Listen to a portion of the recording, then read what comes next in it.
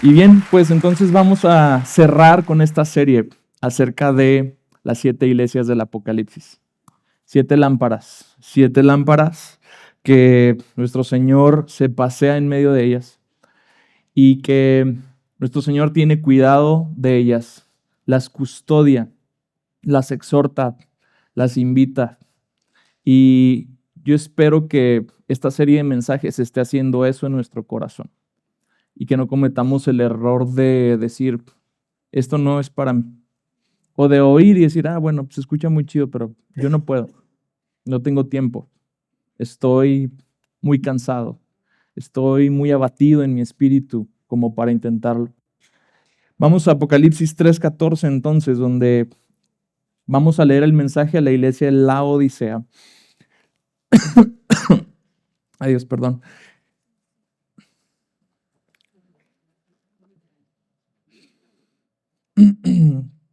Sorry, ahí fue. Escribe al ángel de la iglesia de la Odisea el amén, el testigo fiel y verdadero, el principio de la creación de Dios, y dice esto: yo conozco tus obras, que ni eres frío ni caliente. Ojalá fueras frío o caliente. Así, puesto que eres tibio y no frío ni caliente, te vomitaré de mi boca. Porque dices, soy rico, me he enriquecido y de nada tengo necesidad. No sabes que eres un miserable y digno de lástima, y pobre, ciego y desnudo. Te aconsejo que de mí compres oro refinado por fuego para que te hagas rico, y vestiduras para que te vistas y no se manifieste la vergüenza de tu desnudez, y colirio para ungir tus ojos y que puedas ver. Yo reprendo y disciplino a todos los que amo. Sé pues celoso y arrepiéntete. Yo estoy a la puerta y llamo. Si alguien oye mi voz y abre la puerta, entraré a él y cenaré con él y él conmigo. Al vencedor le concederé sentarse conmigo en mi trono, como yo también vencí y me senté con mi Padre en su trono. El que tiene oído, oiga lo que el Espíritu Santo dice a las iglesias. Padre Santo, danos luz para que esta palabra alumbre todo aspecto de nuestra vida que hoy esté en tinieblas. Sería una catástrofe salir de este lugar exactamente como llegamos y volver a una realidad que no es lo que tú estás viendo para nosotros. Salir de este lugar y volver a estar pobres, ciegos, miserables y desnudos. En nombre de Jesús. Amén. La iglesia de la Odisea estaba en una ciudad muy importante. La ciudad era muy importante en términos de su riqueza. La riqueza de esta ciudad era verdaderamente remarcable. Era un centro bancario y financiero. Era también un centro de confección de una ropa muy fina, una lana negra brillante, muy elegante, que hacía que la mayoría también de sus habitantes vistieran de una forma distinta al resto, al menos de las otras 7 ciudades de Asia Menor. También era un centro de avances médicos en el área de las medicinas para los ojos, muy importante en la época. La ciudad de la Odisea era entonces una ciudad que tenía toda clase de comodidades. Y dentro de esta ciudad se encuentra también una iglesia que al parecer no es muy diferente de la ciudad en donde se encuentra. Creo que eso sucede muy comúnmente. La cultura que nos rodea de alguna forma sienta las bases para...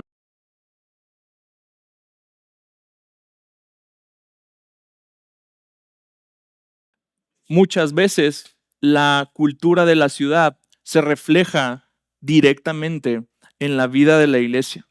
Entonces vamos a encontrar también una iglesia próspera. Y vamos a quizás encontrar una iglesia que ha encontrado los sistemas perfectos para funcionar. Una iglesia que probablemente tenga las mejores instalaciones, los mejores líderes a cargo de todos sus eventos, de sus actividades, de su gente. Una iglesia que funciona como un reloj suizo y que esta funcionalidad tan excelente le ha dado una confianza que la está llevando por un sitio peligroso, porque esta iglesia ha llegado a una estabilidad, a una comodidad y a un ajuste tan fino que se han dicho a sí mismos, hicimos todo esto sin ayuda de nadie. El mensaje a la Odisea es conocido por todos por la frase tan brutal que vamos a leer a continuación. Es duro, pero el amor de Cristo escurre por todo este mensaje. Quizás al mismo tiempo que es el más duro, cada vez que lo leo, digo, caray, es tan magníficamente duro por una parte, pero es tan amoroso en su esencia. Es tan profundamente amoroso, tan profundamente necesitado, y no que Cristo necesite algo, pero que quizás Cristo necesita solamente que la iglesia se dé cuenta. Urgido quizás sería la mejor palabra. Exhortativo con la esperanza de que esta comunidad de creyentes le capte la idea y haga los cambios fundamentales para su vida. Al mismo tiempo, tiene la mejor exhortación, creo, de las 7 y la mejor promesa de las 7 en mi ver. La iglesia de la Odisea no tiene faltas tan graves como la de Pérgamo o la de Tiatira. No tiene una vida sepulcral como la de Sardis. Sin embargo, recibe la mayor exhortación de todas. Así que vamos directamente al texto y vamos a darnos cuenta qué es lo que quiere Cristo específicamente exhortar en la vida de esta iglesia. Apocalipsis 3:14, vemos a Cristo revelado a esta iglesia. Y Cristo se revela en primer lugar como el Amén, el testigo fiel en segundo lugar y el principio de la creación en tercer lugar. Cuando Jesús se identifica en primer término como el Amén, Amén es una palabra hebrea muy antigua. Probablemente haya sido una palabra así como Yahvé, o sea, que se conformó para querer decir otra cosa, como una palabra compuesta. Pero amén significa cierto. Amén es la confirmación de algo, la certeza de algo. Identificar a Jesús como el amén reconoce a Cristo como alguien que es seguro, como la confirmación de la obra de Dios en nuestras vidas. Al mismo tiempo, Pablo decía que todas las promesas de Dios en Cristo son sí y amén. Cuando nosotros miramos a Cristo, nos damos cuenta que el amor de Dios es cierto para con nosotros. Cuando vemos a Cristo, nos damos cuenta que la santidad de Dios es de a de veras para con nosotros. Cuando vemos a Cristo, y esta es la parte que a mí me parece más fundamental, cuando vemos a Cristo, nos damos cuenta que la intención del Padre de relacionarse con sus hijos es frontal y es real. De todas las promesas que tú y yo podemos rescatar, para mí esa es la más importante. El Padre quiere algo con nosotros. El Padre está buscando a nosotros y a través de Cristo, el Dios eterno se hizo hombre precisamente para hacer de este vínculo algo real, algo cercano, algo indestructible y eterno. Al mismo tiempo, Cristo se identifica también como el testigo fiel y verdadero. El testigo fiel y verdadero es veraz en todo lo que dice. Hay testigos fieles. Mejor dicho, hay testigos que no son fieles. Una vez, en un asunto muy importante, 2 días antes de la audiencia, llevé a 3 testigos que eran fundamentales. para declarar acerca de los contratos comerciales de un cliente con la vida de una empresa. Un día antes estuvieron en mi oficina, estuvimos haciendo la preparación del testigo, que no es decirle qué diga, sino es decirle a qué va. Y al siguiente día no se presentaron. Eran fundamentales, gracias a Dios por su misericordia. Este cliente, Dios lo ama mucho y ganamos. Pero hay testigos que saben la verdad, pero que no son fieles. No se presentan. El día que más los necesitaba los miserables, no se presentaron. Este testigo fiel se presenta a la hora que tiene que declarar. Y al mismo tiempo es verdadero. Cuando Cristo se presenta, su testimonio, que tiene que ver con lo que tiene que decir acerca de la iglesia, es verdadero. El Padre escudriña el corazón. Y veo quizás como en esta interacción, el Padre escudriña el corazón de sus hijos, en este caso particular de su iglesia, y va a enviar al testigo fiel a decirnos cuál es el resultado de lo que el Padre ha visto en su iglesia. Y lo que el testigo fiel tiene que declarar es digno de poner atención y de que operemos en acción. Porque si lo que dice es verdadero, entonces tú y yo nos estacionamos en nuestro estatus de vida o le hacemos caso y hacemos y tomamos las decisiones necesarias para cambiar. Por último, se dice de Cristo que es el principio de la creación de Dios. Y todos los testigos de Jehová dijeron, amén. ¿Por qué? Porque los testigos de Jehová creen que Cristo es un ser creado. Pero déjenme les explico. Perdón. Déjenme les explico exactamente qué quiere decir. El énfasis no está en que Cristo tenga algún principio. Lo digo por si alguno luego se andaba ahí como confundiendo. No quiere decir que Cristo tenga un principio. No quiere decir que Él haya sido creado, ni mucho menos. Todas las cosas se entienden a partir de Cristo. Y esto es muy importante para que la iglesia lo entienda también. Si Él es el principio, significa al mismo tiempo la palabra arge en griego que Él es el soberano. Él es el mandamás. Él es el medio y el agente a partir del cual todo lo que existe, existe. En Juan 1:13 nos dice que sin Él nada de lo que he hecho podría haber sido hecho. Y al mismo tiempo Colosenses 1:15 y 1:18 nos dice que por medio de Él todas las cosas fueron hechas. ¿Cómo lo bajamos esto a nuestra realidad? Amado, tú y yo no podemos explicar nuestra esencia ni nuestra existencia aparte de la persona de Cristo. Funcionamos a partir de Él, haciendo una vida que no toma a Cristo en consideración. O sea, ve la ironía. Hay personas que no tienen a Cristo en su vida y viven haciendo una vida fuera de Cristo. Pero tú y yo no solamente vivimos para Cristo, tenemos la vida de Cristo viviendo en nosotros y a través de nosotros. Así que imagínate el terrible error y la terrible discrepancia que sería en lo que confesamos y lo que hacemos si confesamos a Cristo, tenemos a Cristo y aún así explicamos toda nuestra vida aparte de Él, como si fuéramos seres independientes. ¿Sabes qué dice el Señor? ¿Sabes por qué a veces no funcionamos funcionalmente?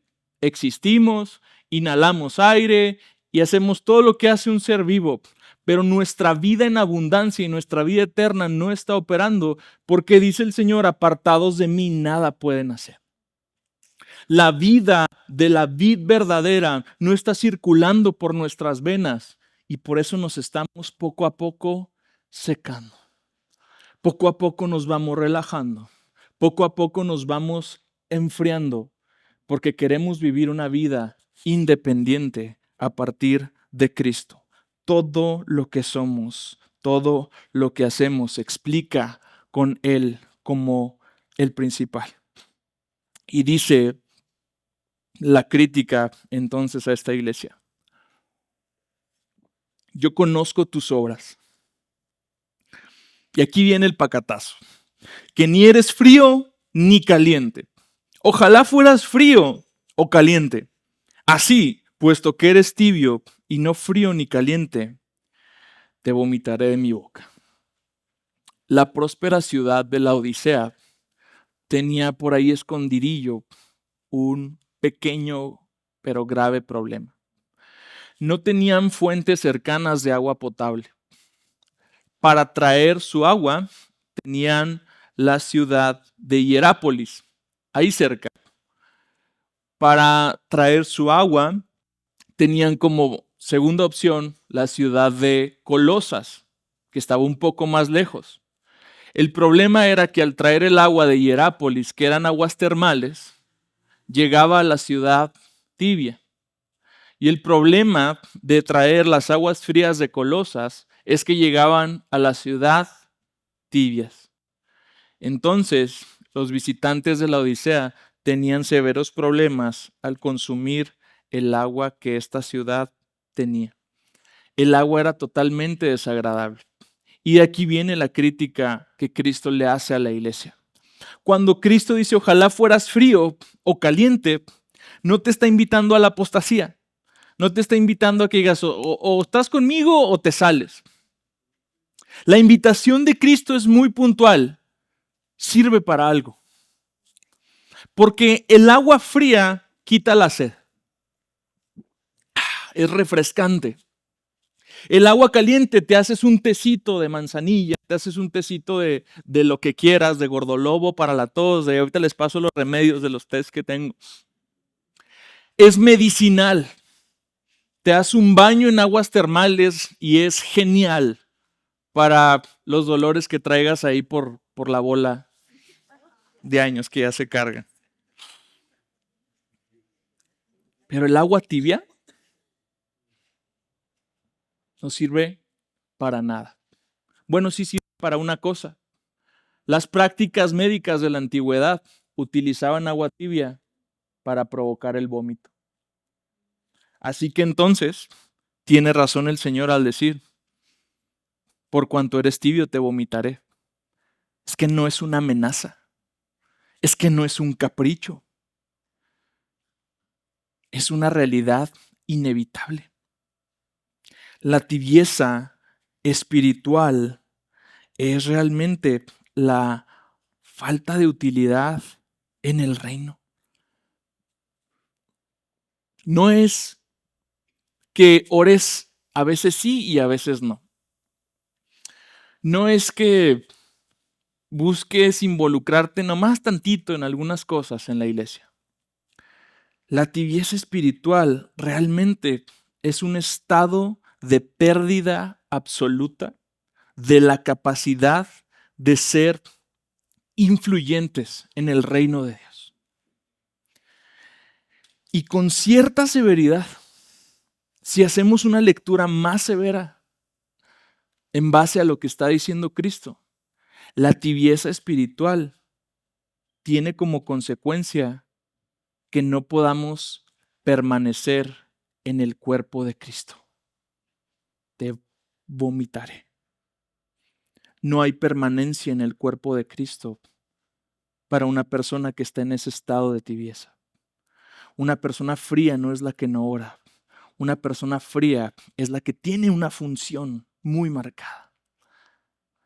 Una persona caliente tiene una función, tiene algo de peso en el reino de Dios. Está construyendo el reino de Dios, no necesariamente haciendo obras de caridad, mi gente. Se construye el reino de Dios aquí adentro, haciendo cambios. Se construye el reino de Dios en nuestra casa. Se construye el reino de Dios predicando el evangelio. Se construye el reino de Dios guardando la palabra. Se construye el reino de Dios en todas las áreas de nuestra vida, en muchas y en muy pequeñas acciones al mismo tiempo, incluidas desde luego las grandes. Pero el tibio no hace nada, no sirve para nada. Y por eso titulé este mensaje La Odisea, la iglesia irrelevante. Porque quizás a una iglesia como Sardis le faltaba vida. Esta iglesia estaba viva, pero no servía para nada. Su tibieza espiritual no permitía que ejercieran el llamado, el propósito, que vivieran la realidad que Cristo ganó para ellos en la cruz del Calvario. ¿Y cómo se ve la tibieza? La sintomatología de la tibieza puede ser muy variada, pero probablemente en la gran mayoría de los casos sea lo mismo que les sucedía a ellos. Porque dices, citando a la iglesia, soy rico, me he enriquecido y de nada tengo necesidad. Hay una gran similitud, como lo ven, en el espíritu de la ciudad y el espíritu de la iglesia. La ciudad dice, soy rica. Saben que esta era una zona de Asia Menor, como lo he visto con otras iglesias, sísmica. Y también les pegó un terremoto a los de la Odisea. El asunto es que la Odisea no necesitó ni un solo peso del Imperio Romano para restablecerse. A Filadelfia la ayudaron, a Sardis la ayudaron. La Odisea dijo, quietito, yo aquí tengo suficiente para volver a reedificar la ciudad. Y parece ser que esta misma esencia estaba en la iglesia. No, Señor, yo aquí hago las cosas. Yo puedo hacer todo lo que necesito hacer aparte de los recursos en Cristo. Yo puedo hacer todo lo que necesito hacer a partir de mi fuerza, de mi intelecto, a partir de mi preparación, de mi organización. Yo puedo. ¿Te fijas? Ya el principio de todo su actuar no era Cristo. El principio eran ellos mismos. Ahora, esta iglesia parece ser que se niega a ver la ruina espiritual en que ha caído. Y se niega a ver que realmente necesita que Cristo venga y haga algo por ellos desesperadamente. Apocalipsis 3:17 dice, no sabes que eres un miserable y digno de lástima, y pobre, ciego y desnudo. Quizás la jactancia fue el inicio de esta tibieza, el acomodamiento, el orgullo, la soberbia. Quizás estos cristianos pretendían haber alcanzado un estatus espiritual muy elevado. No necesitaban de nada ni a nadie, incluyendo al Señor. Habían llegado a donde estaban sin la ayuda de nadie. Y quizás eso era lo que estaba haciéndoles funcionar independientemente de los recursos de Cristo. Así que el testigo fiel y verdadero tiene un mensaje importante para esta iglesia. No, tu riqueza material, tu estabilidad económica no tiene ninguna influencia en tu vida espiritual. Déjame decirte, amada iglesia de la Odisea, lo que veo en tu corazón. Y lo que veo en primer lugar es que eres miserable y digno de lástima. Al decirle miserable es que no nada más eres pobre, estás bien amolado. De verdad, eres extremadamente pobre. Y tú que sientes que eres muy importante, al decirte miserable, también te estoy diciendo que eres insignificante. Y que lejos de sentirnos atraídos a ti, lejos de mirar a ti y decir, wow, qué grande eres, los otros creyentes miran a ti y dices, pobre vato, digno de lástima. No nos provoca admiración verte la Odisea. Nos acongoja el alma ver el estatus de tu vida espiritual. aparte de la gracia del Señor. Como decía Pablo, por la gracia del Señor somos lo que somos. Y estos cuates intentaban explicarse a sí mismos a partir de su riqueza. Y Cristo le dice, no, no estás donde tú crees que estás. Por la gracia de Dios somos lo que somos. Y ciertamente aquí viene una cualidad que parece ser la misma que la anterior. Le dice, eres pobre. A la iglesia de Esmirna se le dice, tú crees que eres pobre, pero eres rico. Esta iglesia es rica, pero es en realidad pobre. Cuando vivimos el suficiente tiempo, aparte de los recursos de la gracia, aparte de la vida de Cristo, desconectados de la vid, entonces le estamos mandando un mensaje al Señor. Yo puedo abastecerme de mis propios recursos. Yo puedo sostenerme con mis propias fuerzas y mis propios ánimos. Pero por eso dice Cristo, bienaventurados los pobres en espíritu, porque de ellos es el reino de los cielos. A ningún lado, amados, vamos a avanzar sabiéndonos autosuficientes, sabiéndonos todo lo sabientes, sabiéndonos con la capacidad de poder echar a andar la ruina de nuestra vida espiritual solamente por nuestra pura y dura fuerza de voluntad. La pobreza espiritual que Dios bendice es, como dice Oswald Sanders, una insuficiencia espiritual que nos convierte en necesitados de Él. La pobreza espiritual se practica conscientes de la bancarrota de todo nuestro ser cuando somos incapaces de bajar esos recursos que provienen de lo alto para nuestras vidas. Cuando dejamos de hacer uso de los recursos ilimitados de Cristo y empezamos a hacer uso de nuestros recursos limitados aquí en la tierra. Jeremías lo explica de una forma tan bella y tan severa también. Jeremías diría algo así como, me abandonaron a mí, fuente de aguas vivas, y cavaron para ustedes cisternas rotas que no retienen el agua. El tema con las cisternas es que contienen el agua. Y a veces podemos abrevar de ahí durante un poco de tiempo, pero no la retienen. El problema con las cisternas es que el agua es estática. Y la vida de Dios fluye de una forma ilimitada, fuerte, refrescante, energizante. Imagínate tomar agua de un pequeño hoyo en la tierra, teniendo a un lado un caudal de agua dulce que fluye para ti. Eso es lo que está ocasionando la ruina espiritual de esta iglesia.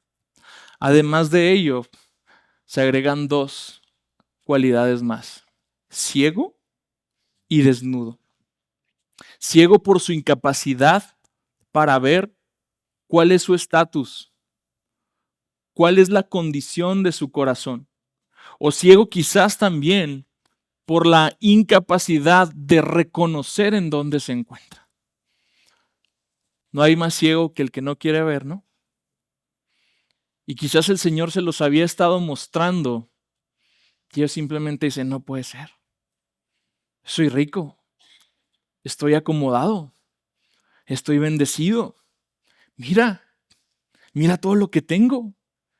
Mira mis vestiduras. Mira dónde estoy. ¿Cómo me dices que estoy en la bancarrota espiritual?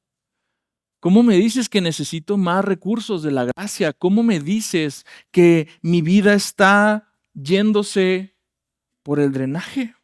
No, no puede ser. Quizás estemos muchas veces tan clavados en un banal sentido del éxito, moldeado por la cultura, moldeado por lo que otros dicen que es el éxito. Pero ¿cuál es el éxito que retrata el Señor? Eso es lo importante, no lo que la cultura quiere moldear en nuestras mentes. Pero cuando la cultura logra imprimir ese molde en nuestro corazón, entonces empezamos a construir ese éxito para glorificar a la cultura y a partir del mundo y no a partir de Cristo y de lo que Él nos enseña. Es tan irónico que una ciudad conocida por sus avances en medicina para los ojos, el Señor le dice, estás ciego. Y luego el otro todavía es peor, porque a esta ciudad que produce una lana negra muy brillante, muy elegante, le dice, estás desnuda. Y esta ciudad desnuda es una ciudad avergonzada. Esta iglesia que no tiene nada con qué vestirse es una iglesia digna de vergüenza que está haciendo el ridículo. Entonces viene el amor de Cristo. Y aquí es donde te digo que hay este matiz. Porque a partir de ahora, el consejo del Señor es tan práctico, es tan incisivo, pero tan amoroso, que nos da la pauta, amados. Si estamos así, me encantaría y me encanta saber que puedo salir también así. ¿Cuál es el consejo de Cristo? Te aconsejo que de mí compres oro refinado por fuego para que te hagas rico. Hablando de recursos de la gracia, ¿sabes que el oro normalmente es como sinónimo de la fe? Y hay quien dice inclusive que esta iglesia estaba llena de puros incrédulos. No había nadie viviendo la fe en Cristo Jesús, creyendo verdaderamente. Me es difícil que el Señor les llame iglesia si no tienen fe en Cristo. Entonces, yo no compro esa teoría. Yo creo que había algunos pocos ahí como que querían, pero no sabían cómo, simplemente estaban confundidos. La fe y la moneda de esa compra tiene que ver con una confianza, con una dependencia, con una comunión y una necesidad radical de Cristo y solo de Cristo. Esa fe, amados, esa fe refinada por el oro, se obtiene exactamente como Pedro dice que se obtiene. Primera de Pedro 1:6 al 7, lee conmigo con atención.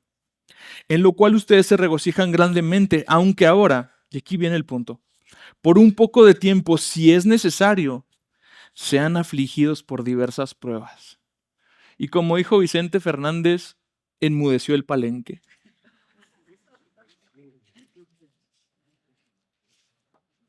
Diversas pruebas, para que la prueba de la fe de ustedes, más preciosa que el oro que perece, aunque probado por fuego, sea hallada, que resulte en alabanza, gloria y honor en la revelación de Jesucristo. Esta fe que logra perseverar, esta fe que se mantiene y que empezamos a obtener de rodillas cuando se nos acaba, es que se nos acaba en un sentido, no que se te acabe la fe para salvación, pero así a veces se te acaba la esperanza, que también es parte de la fe, de creer que Cristo sigue obrando, que sigue hablando, que sigue haciendo algo en tu vida, de creer que todavía hay algo bueno por esperar. Se acaba.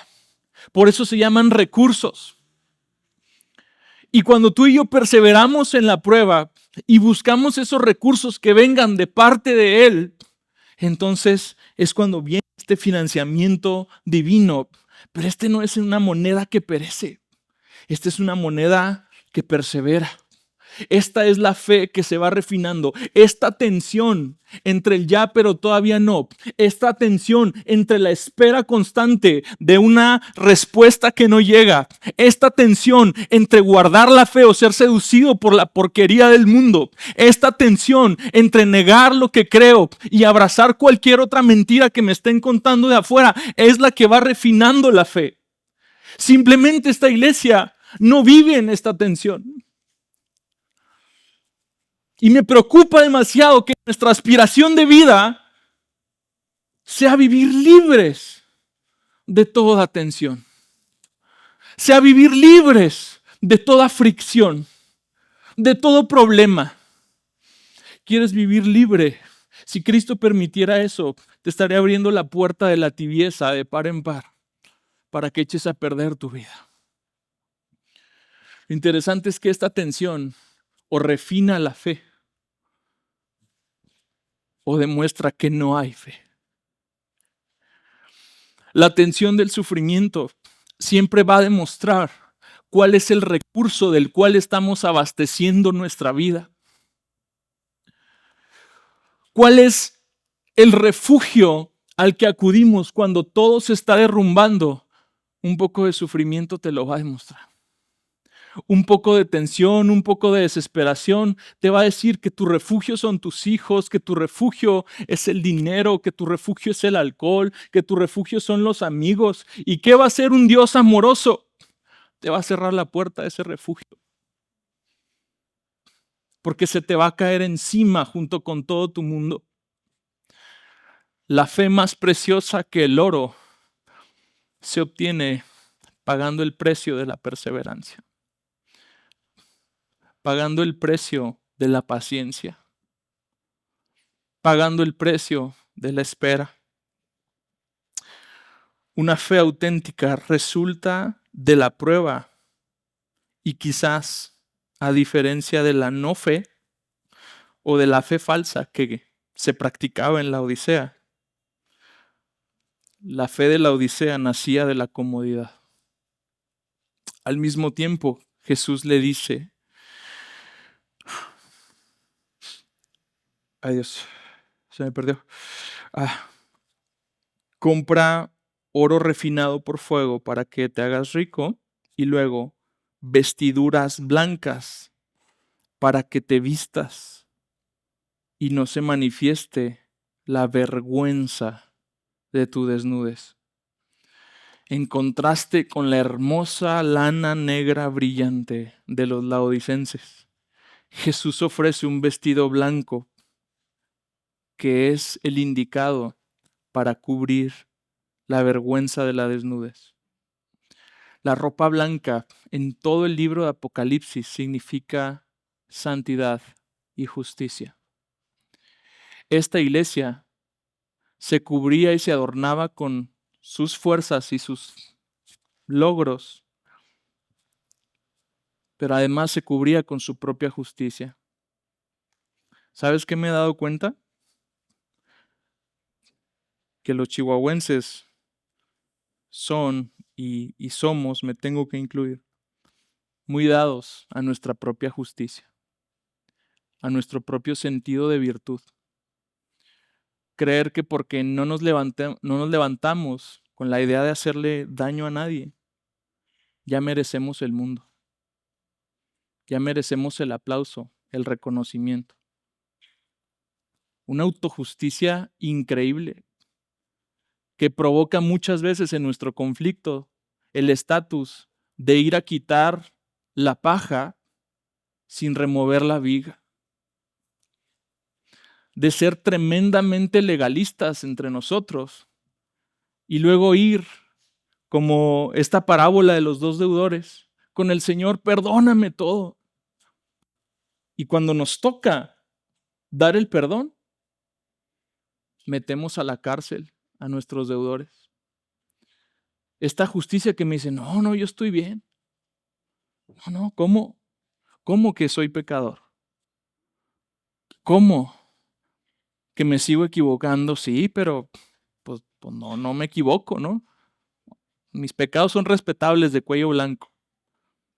Fregados los demás, que son una bola de lo peor. Cristo le dice, vístete de mi justicia. Vístete de lo que yo puedo hacer en ti, de lo que mi obra en la cruz ha rescatado para ti, de lo que mis logros significan para ti. Abandona tus logros, abandona tu justicia. Es el mensaje del Evangelio. El mensaje del Evangelio nos lleva a ver que somos justificados por la fe en Cristo. Solamente por la fe en Cristo. Y no hay nada que tú y yo podamos agregar que haga más blancas nuestras vestiduras. Y es que nadie se siente cómodo en un estado donde no aporta nada para su salvación. Queremos aportarle a la gracia. Queremos abonarle al Señor y decir, o sea, sí me ayudaste, pero no estaba tan mal. O sea, ya iba bien por el camino correcto. Simplemente, pues ahorita encontré como que ya ahora sí el levantón que necesitaba. Perdidos, muertos en nuestros delitos y pecados. ¿Y sabes qué es lo más importante? Darnos cuenta que sigue habiendo una tensión en donde tú y yo mismos seguimos todavía con la necesidad de seguir muriendo a la carne. Todavía con la necesidad de que todas nuestras horas de comunión con Él, todos nuestros retiros de los recursos de la gracia, sean para mortificar el pecado que nos está dañando todavía, que daña nuestro entorno, que nubla nuestros ojos, que nos tiene vistiéndonos de algo que nos avergüenza. Apocalipsis 3:18 nos da el remedio de Cristo para ver. Dice Cristo que tomemos colirio para nuestros ojos, para que podamos ver. Esta iglesia, esta ciudad que tenía este remedio para los ojos, parece ser que no lo estaba utilizando. Cristo le ofrece un mejor remedio. El colirio todavía se utiliza para infecciones de los ojos, inclusive hasta para tratar enfermedades graves como glaucoma. No le estoy dando una prescripción y no va a ir a consulte a su médico. Se utiliza, ¿sí? Como en la prescripción del profesionista indicado, no con la del pastor, por favor. Solo el gran médico tiene la cura para esta iglesia, que no puede ver. Y sabes, me aterra mucho que nuestro corazón llegue a una dureza tal que no podamos ver lo que necesitamos hacer. Que seamos tan truchas para ver todo lo que los demás necesitan ser y hacer y no podamos ver cuál es el siguiente paso. ¿Cuál es el siguiente paso para mi vida? ¿Dónde estoy? ¿Qué es lo que el Señor está demandando de mí? Dice Juan 3:19, este es el juicio, que la luz vino al mundo y los hombres amaron más las tinieblas que la luz, pues sus acciones eran malas. Porque todo el que hace lo malo odia la luz y no viene a la luz. ¿Para qué? Escucha con atención, para que sus acciones no sean expuestas. Pero el que practica la verdad viene a la luz para que sus acciones sean manifestadas, que han sido hechas en Dios. Así, cieguito, cubierto con tus propias vestiduras, lo que comunicas es que habitas en tinieblas. Aquel que no quiere ser corregido, aquel que no quiere proceder al arrepentimiento, aquel que no puede ponerse delante del cristal de la luz de Dios y de la gracia de Dios, es el que vive en tinieblas. Y las tinieblas son tan seductoras porque son tan cómodas. No necesitas ver muchas cosas. Es terrible cuando brilla la luz y dices, no he avanzado aquí. Cuando brilla la luz y es expuesta a tu desnudez y dices, después de tantos años en el Evangelio, después de tantos años, no aprendo, no cambio, no puedo. Y es tan esperanzador al mismo tiempo que ese es el punto donde tú y yo dependemos de Él y solamente de Él.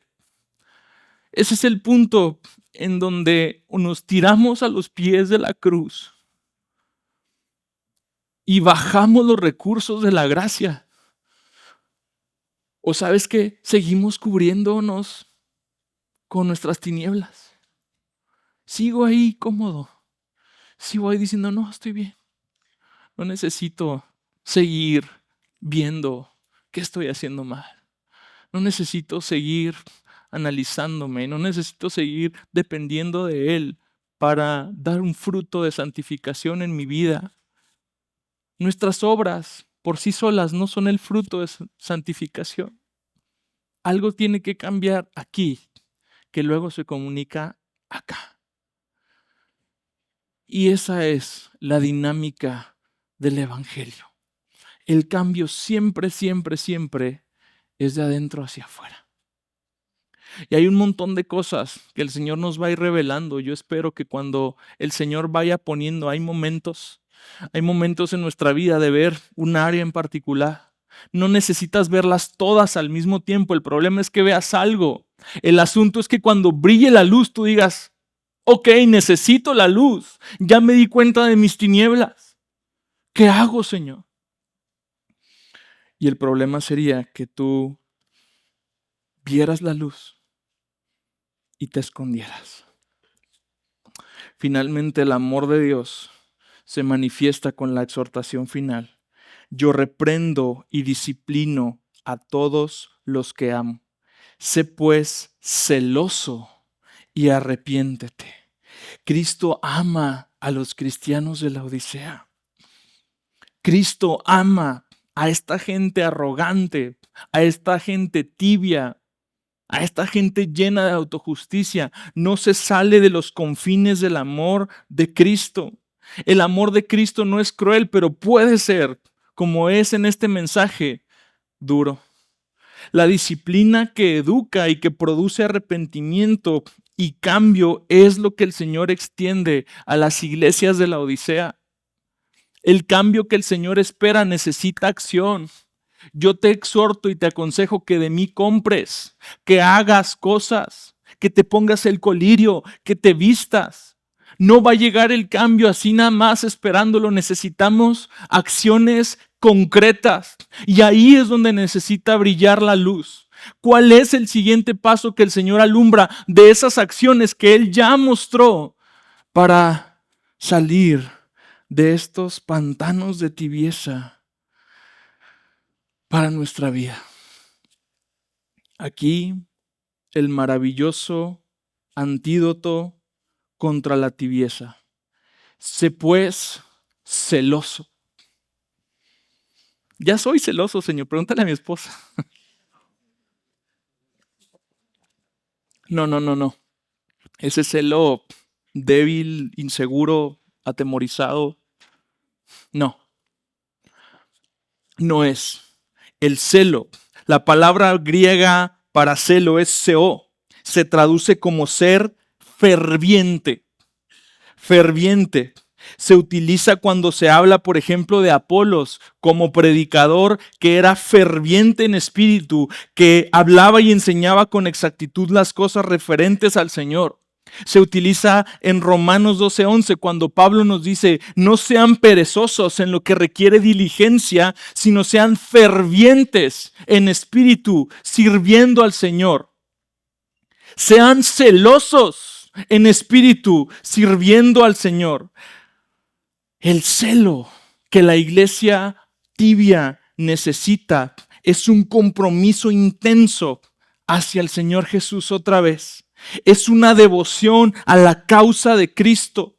Es una determinación tenaz para alcanzar la meta de la fe y una inmutable firmeza de propósito en persistir en caminar hacia Él. Necesitas recobrar el celo por las cosas de Dios, porque celamos lo que amamos, celamos lo que consideramos valioso. Esta iglesia simplemente ya perdió la brújula en lo que considera valioso. Éfeso había perdido el primer amor. Pérgamo había perdido la ortodoxia. Tiatira había perdido la ortopraxia. Sardis estaba muerta, no tenía vida. Y la Odisea había perdido el celo. Esta invitación santa a arder por Cristo, esta invitación santa a ser consumidos por un fuego de lo alto que verdaderamente sea lo que impulsa lo que somos y lo que hacemos. Sé pues celoso, es la exhortación que una iglesia tibia necesita interiorizar y decir, por aquí es. Así se recupera la pasión. Así se sale de este pantano asqueroso de autoengaño y de tibieza. Así es como no me va a impactar el darme cuenta de mi condición espiritual, porque he sido celoso de las cosas de Dios. Y yo le he pedido a Él con ese mismo celo que muestre mi condición para que yo cambie. El celo se ha malinterpretado muchas veces. La Biblia nos da el ejemplo de Jehú, que se sentía muy salsa. Pero Jehú no tenía un celo por la obediencia, él más bien tenía un celo por la violencia.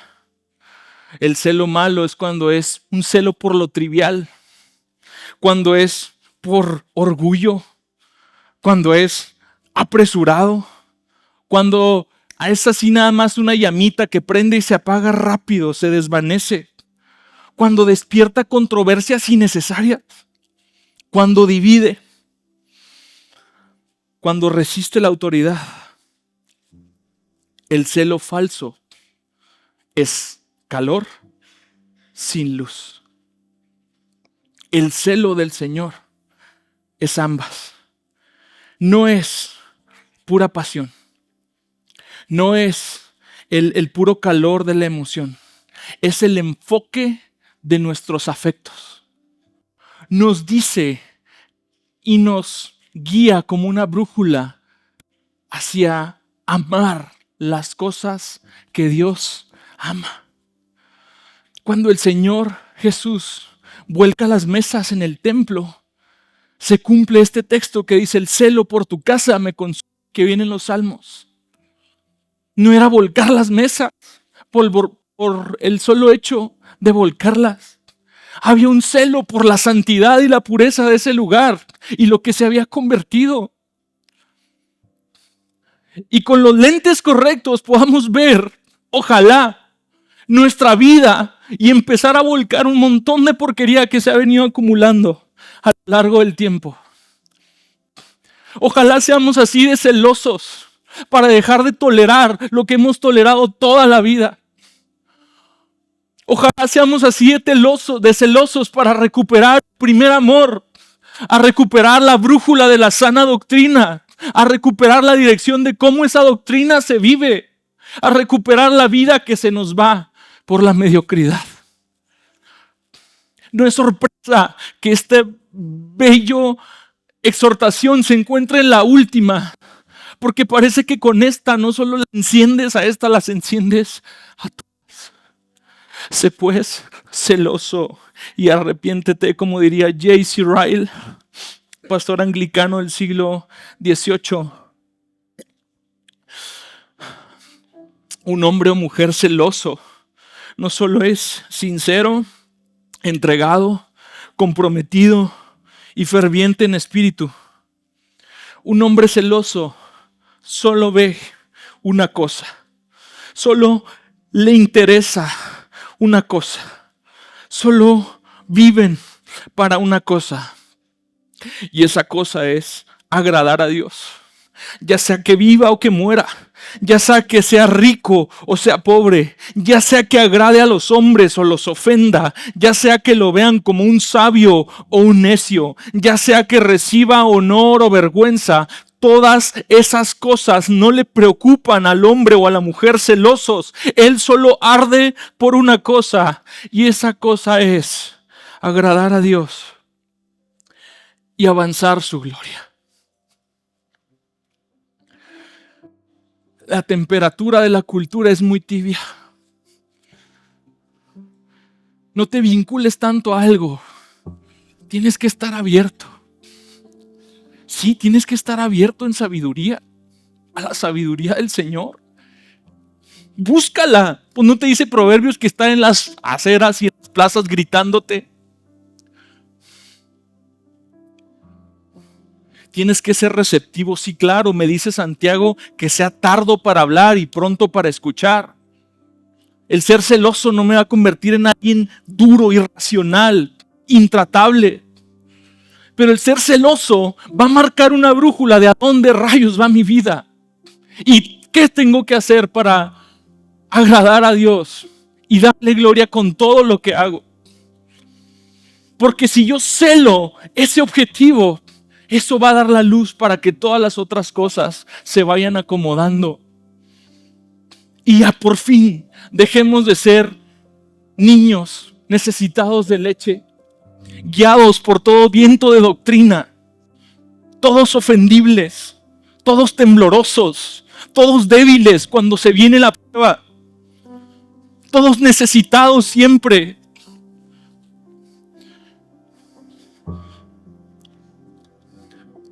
Todos seducibles por el mundo. Todos incapaces de decir no, aquí no. Decir sí, aquí sí. De tener una noción clara de qué es lo que tenemos que hacer para que la gloria de Dios brille en nuestra vida. El celo, por desgracia, se va perdiendo de forma imperceptible. Así como no puedes ver cuándo se le va el filo a un cuchillo, tampoco puedes ver cuándo se te va yendo poco a poco el celo. Pero hay algunos indicadores. El ser permisivos a cosas que antes no nos permitíamos. El descansar demasiado en nuestras habilidades. El confiar demasiado en el dinero o en otra clase de recurso. Y el más importante de todos, y del cual está rodeado todo este mensaje. Si no cultivamos una comunión íntima con Cristo. La palabra clave aquí es comunión. Una cercanía, una intimidad, un vínculo. No una mugrosa religión, no un mugroso ministerio, no una mugrosa etiqueta. Cristo. Una relación personal con Él, que es la que le lleva a decir al Señor: yo estoy a la puerta, porque aquí fue donde todo se perdió. Por esta puerta fue donde entró la tibieza. Aquí fue donde todo se empezó a ir al carajo. Yo estoy a la puerta y llamo. Si alguno oye mi voz y abre la puerta, entraré a él y cenaré con él y él conmigo. Es que los laodicenses le cerraron la puerta al Señor. Y ahí empezó el principio del fin. Y todavía el Señor es tan paciente y tan amoroso que si a ti y a mí nos cierran la puerta de un lugar, nos vamos todos indignados y no regresamos jamás en la vida. Pero al Señor le podemos cerrar la puerta de nuestro corazón en su cara. Y es que su ojo es la del corazón. No quiere decir que Él no esté en tu vida, en términos generales, teniendo un conocimiento general de Él, teniendo al menos una noción general de lo que es piadoso y de lo que es correcto. Pero ahí, en la mayor profundidad, en la mayor intimidad, es donde el Señor está tocando hasta adentro. Es hasta adentro donde el Señor se quiere meter. ¿Y qué quiere hacer el Señor conmigo? Quiere cenar conmigo. Ahora, esto es hermoso sabiendo con qué clase de personas Él cenaba. Tú sabes que Él cenaba con lo peor de lo peor. Así que no tienes excusa de decir: yo he hecho muchas cosas malas. Él está tocando a la puerta. Él está tocando a la puerta de los más tibios, de los que están agonizando, de los que están en las peores situaciones. Él está tocando a la puerta. ¿Me pueden poner la imagen, por favor?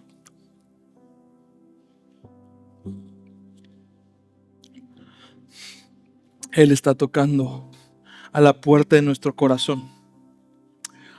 Hablamos de que todo lo que hacemos y todo lo que somos parte de nuestra comunión con Cristo.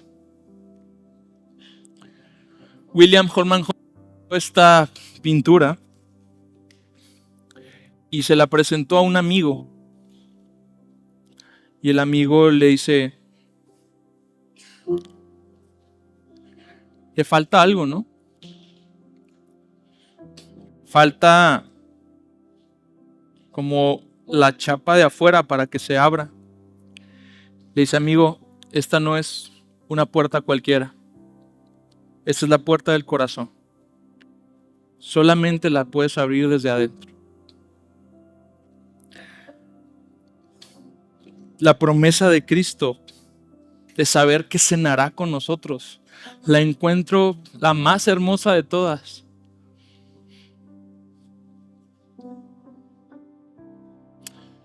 Que no hay otra cosa a la cual podamos aspirar.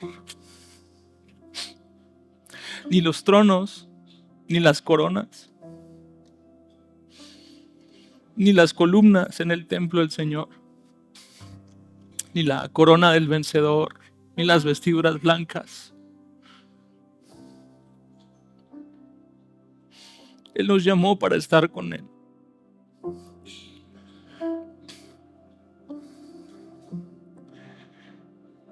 Y todo el caos de nuestra vida se explica y al mismo tiempo se corrige a partir de estar con Él.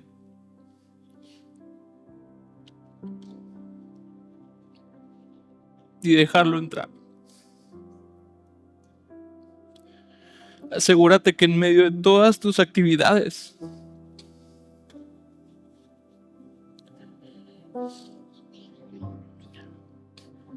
lejos de querer estar viviendo la vida para Él, lo dejes vivir a Él desde adentro de ti hacia afuera. Les decíamos a los matrimonios algo tan irreverente como inclusive en tu intimidad matrimonial, Él tiene que estar presente. La conciencia de Él, su carácter. No hay aspecto de nuestra vida que le pueda excluir. Y la invitación, amados, es a la comunión. Nada ni nadie va a pelear contra la tibieza por ti. Es que yo te puedo orar y sacarte los demonios que tú quieras, amado. Y puedes vomitar ahí en un balde y hacer todo el espectáculo que quieras. Eso no va a restaurar la comunión con Cristo. Es ir y abrir esa puerta. Tú. Yo no puedo abrir esa puerta por ti.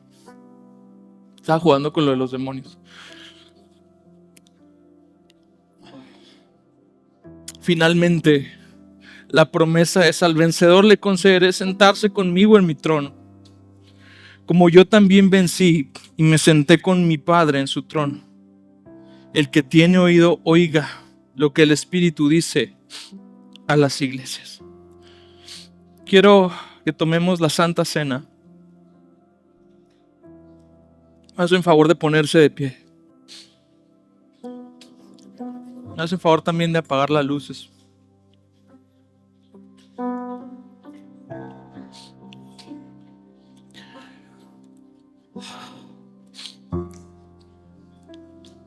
Durante siglos, la cena del Señor ha sido el símbolo de nuestra comunión con Él. Él no se convierte en el pan y Él no se convierte en el vino. El tomar estos elementos nos recuerda así lo que Él hizo en la cruz, derramando su sangre, entregando su cuerpo ¿para qué?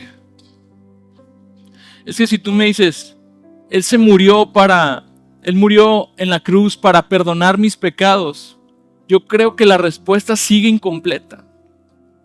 Es una respuesta muy básica. Pero después de restaurar tus pecados, ¿qué? ¿Qué sigue? Comunión, relación, el gozo de la vida de Cristo palpitando en lo más hondo de mi corazón.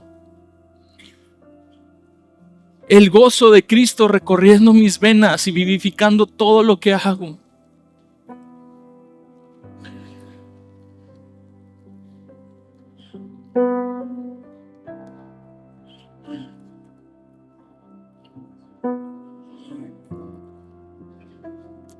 Todo lo que somos y todo lo que hacemos, parte de esa comunión con nuestro Señor.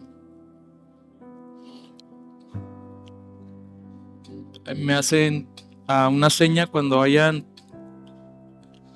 repartido a todas las personas, nada más para saber que ya estamos listos. ¿Hay alguien que falte? Sí, aquí.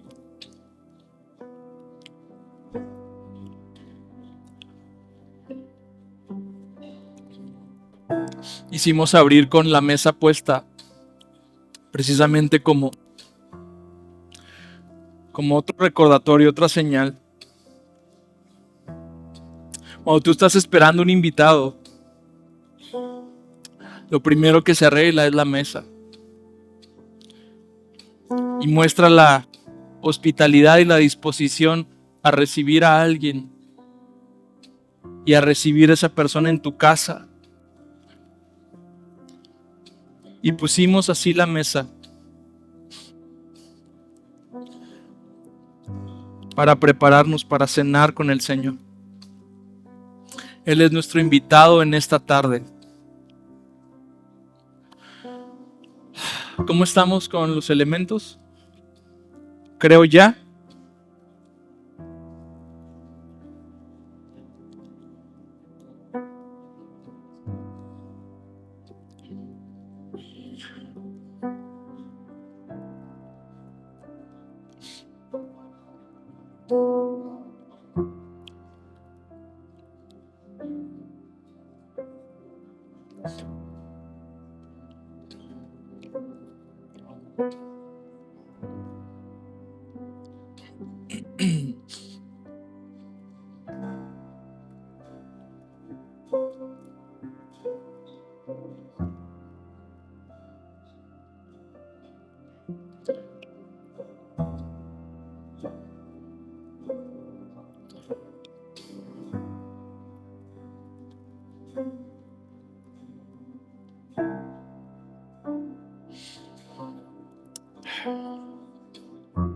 Te invitamos, Señor Jesús, a que si quieres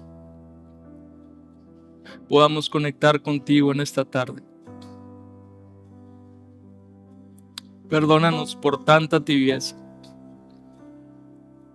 Perdónanos por abrir nuestro corazón a todo menos a una comunión íntima contigo.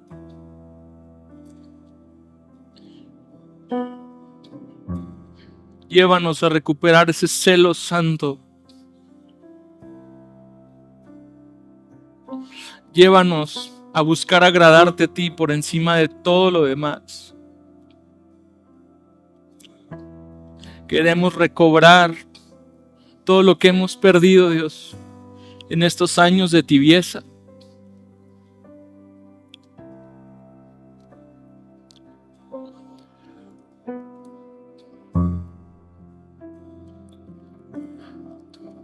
Mau, si tienes que ponerte a cuentas con Él, hazlo en este momento. Si Dios te habló algo, ponte a cuentas con Él. Arrepiéntete, sé celoso y arrepiéntete, no hay más. Es tan sencillo. Él está tocando, Él está esperando este encuentro desde hace mucho tiempo. Ese es el amor de este mensaje. Parece ser que a la peor iglesia de todas, el Señor le da la mayor esperanza, el mayor beneficio. No, Él no va a mandar a sus ángeles, Él no va a mandar a algún delegado, Él va a ir personalmente a tu casa a restaurar la relación. Porque ese es nuestro Señor, amado. Y eso es lo que lo distingue por encima de cualquier otro que se ose llamar Señor en esta tierra.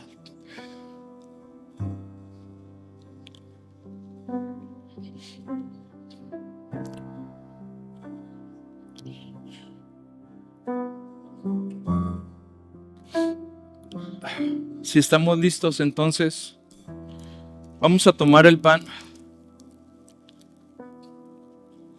la galletita. ¿Hay alguien que no tenga? Última vez. Perfecto.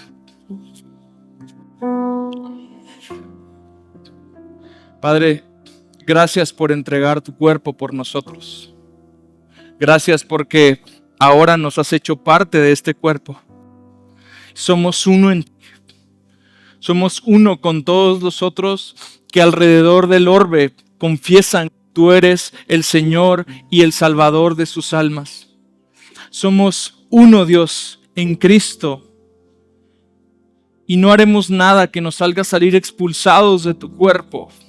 Más bien esto reafirma nuestro deseo de permanecer, nuestro deseo de estar conectados tan íntimamente contigo, que así como este cuerpo simbólico se va a introducir en nuestro cuerpo, así estás tú tan dentro de nosotros y así vives tú dentro de nosotros.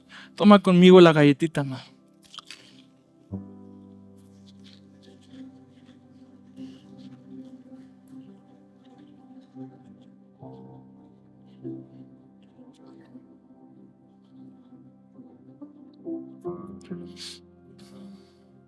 Juntamente con esto,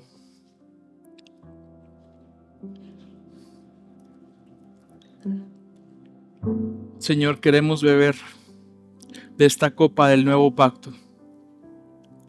Que mientras tú bebiste la copa de la ira del Padre, hoy nosotros bebemos este nuevo pacto de gracia que no nos da permiso para hacer lo que nos dé la gana, sino nos da permiso para regresar cada vez que nos hemos dado cuenta que nos desviamos.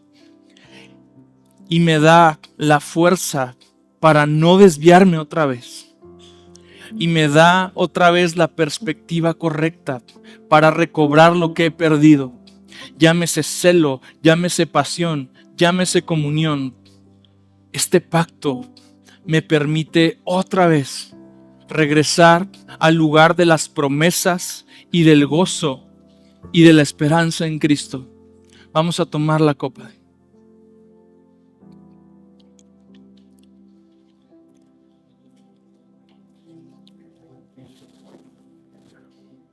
Por último, vamos a cantar este canto. Es especial para la Santa Cena y dice unas verdades hermosas. Y mientras esto sucede, no te desconectes. Sigue adorando al Señor. Sigue orando por tu vida. Invítalo.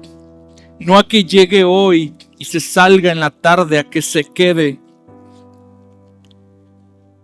En el nombre de Jesús. Gracias, Dios. Amén.